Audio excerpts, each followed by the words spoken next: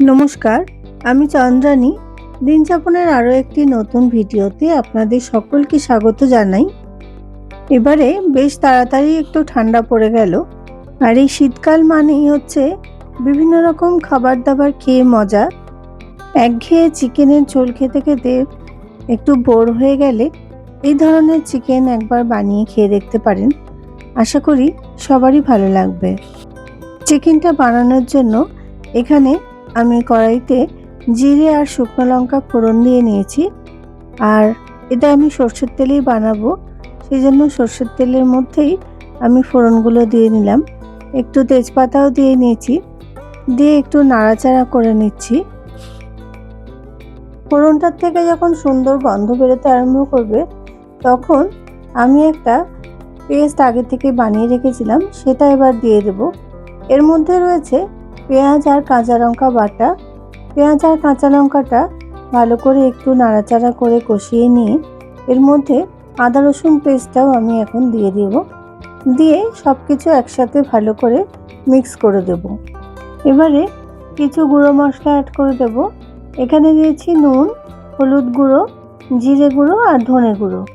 এবার এগুলো সব অ্যাড করে দিয়ে ভালো করে মিক্স করে নেব।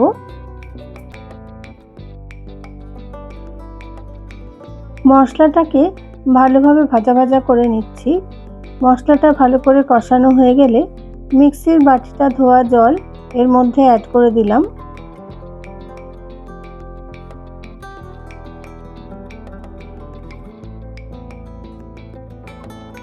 এবারে মশলাটাকে ভালো করে কষানো হয়ে গেছে।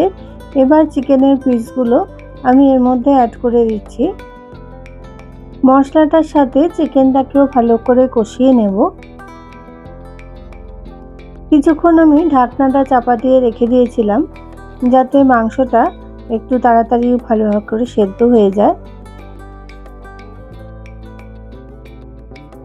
চিকেনটা মোটামুটি ভালো করে সেদ্ধ হয়ে গেছে। দেখুন, চারপাশ থেকে তেলও ছাড়তে আরম্ভ করে দিয়েছে। এইবারে পালং শাকের পেস্টটা এর মধ্যে অ্যাড করে দিলাম। পালং শাকটাকে আমি আগে থেকে সেদ্ধ করে ঠান্ডা করে তারপর পেস্ট করে নিয়েছিলাম, সেটাকে এবার মাংসের মধ্যে অ্যাড করে দিয়ে ভালো করে নাড়াচাড়া করে এবার ফুটতে দেব। একটু শাহি গরম মশলা এর মধ্যে অ্যাড করে দিলাম। কিছুটা কসুরি মেথি রোস্ট করে আমি এর মধ্যে দিয়ে দিলাম। আমার পালং চিকেন প্রায় অলমোস্ট রেডি হয়ে গেছে।